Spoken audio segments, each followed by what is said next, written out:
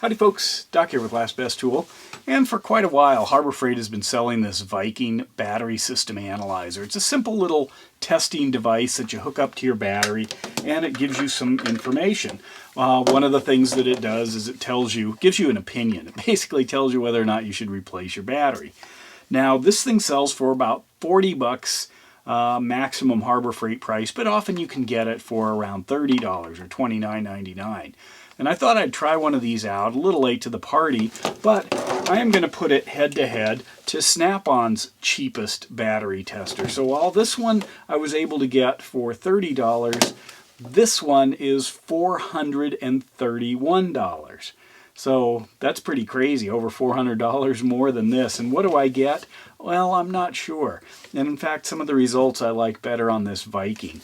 And I also thought it was interesting, Project Farm did a test on a bunch of different battery testers. They didn't include the Viking in their test, but they were talking about things in the $20 to $30 price range being, you know, about right, and kind of suggested one that cost over $100, and really, you know, what do you get for that kind of money? Well, this is Snap-on's cheapest.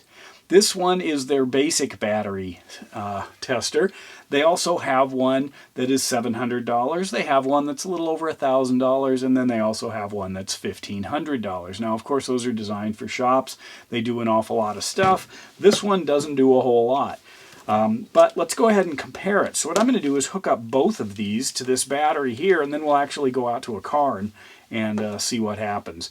So first thing I'm going to do is clip those to it. Most of these battery testers are actually powered by the battery itself. So if you don't have enough juice, they don't run. And in fact, this one doesn't even give you much information if it doesn't like the battery. So we'll go ahead and, whoops, get this guy on here. The Snap-on definitely does have nicer clamps. So here's the Viking. So you can see they both have a nice readout, backlit. The Snap-on's just feels old school, it is. So what I'm going to do is I'm going to walk this thing around actually down to the battery here, turn it on. This thing says battery system test, so I'm going to hit enter there. The application, well, I'm going to do a car battery, so I'm going to go to that, and I'll push that. And then you enter some information. So once I do a battery test versus a system test, I'll do that one later. That the battery, is it a standard flooded? Yes. And now they want cold cranking amps. And the same thing here, the CCA. One thing I've noticed is the Snap-on one does keep the last setting for the CCAs, whereas this one doesn't. Because I need 550, because that's what this thing says right here. You have to fight with it to get it to the 550. There we go. So now they're both here. Now you think I could just push the button and start them both at the same time. Snap-on immediately tests. The Viking asks, is it in the vehicle? I'm going to say no, it's sitting on my bench here. Can't you tell that? So now it's testing. So what do I have here? The Snap-on here says it is a good battery, 12.15 volts, and this one says it's 12.14 volts. The cranking amps, this is saying 401, this is saying 350 is what I'm getting out of that 550. 63% here, and this one, let's see, do they have the percentage? They don't list it there, but they're saying the state of the health of the battery is 47%. So they seem to get the same voltage. They get a very similar cranking amps, you know, pretty close, within 50. Snap-on says good battery. Viking says replace the battery. So what do I do? I think it's an opinion. Well, what I'm going to do is go out to the car and hook it up and run it through a couple of other tests. But first, let's go ahead and just check the voltage of this battery to see. So I'll take my little voltmeter here with those glorious fluke leads that you should have by now. And I will touch these, and the answer is 12.2 volts according to that. This is 12.15 again, this is 12.14. So everybody seems to be in close enough agreement. So now let's go out to the car. Here we go, they're lit up. And I'm going to go through the, first of all, the battery test. Now what's going to be interesting about this is I've got to jump through, the same hoops as I did inside. And let's see what they say. Is the battery good or not? So I've run the Viking through its setup, and now the snap-on for its setup. Let's get this rolling here.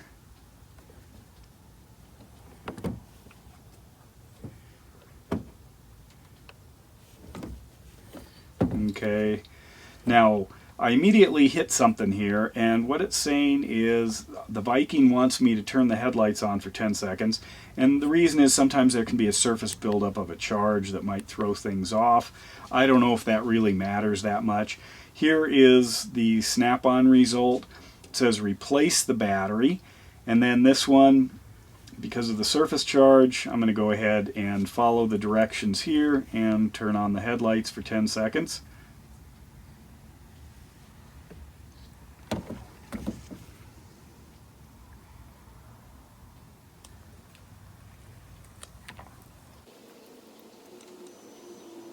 Close enough.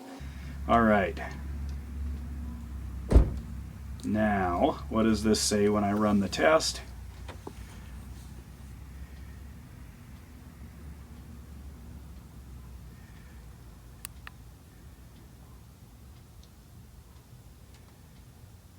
Need some background music. Good.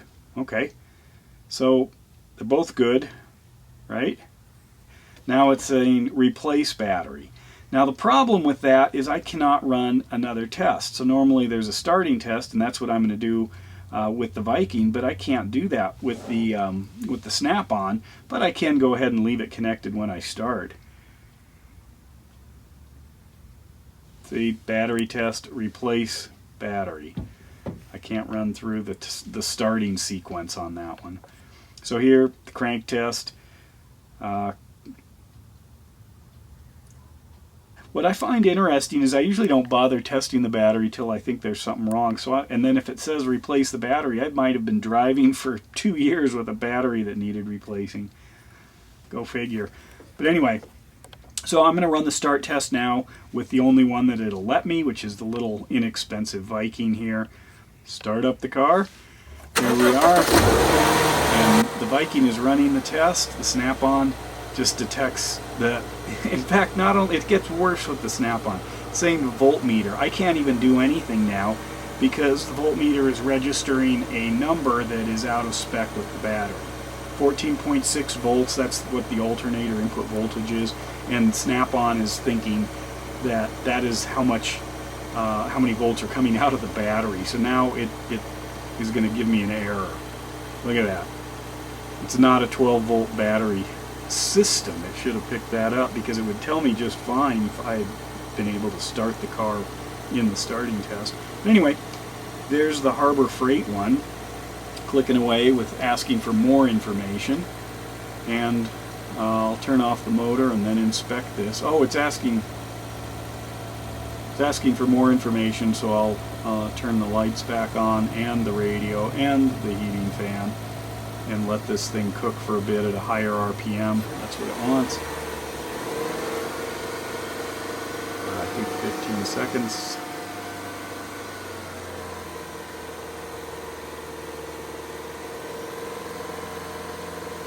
Okay, so now let's take a closer look at that.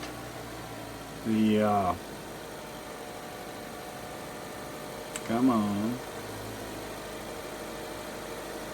Okay, so now what do we have? It says charging test is passed, ripple volt detected, 0.1 volts.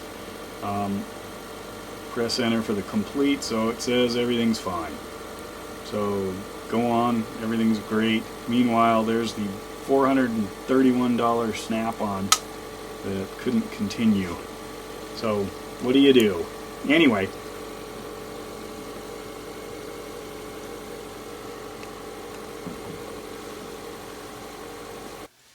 So I'm back here, and what do I think? Well, I've got more battery testers. I think I might work with this this AutoFix. This one talks both to a phone and to a console that I have, so I'll set up and use this one. And this module alone, this smart battery tester here, is $100. So I've got more testing, but there it is. I think I might sell off this Snap-on. It's fun to use because it's fast and it's, you know, good battery, and it says Snap-on on it, but this actually gives me more information. So anyway, there it is. The Harbor Freight Viking battery system tester compared to the Snap-on.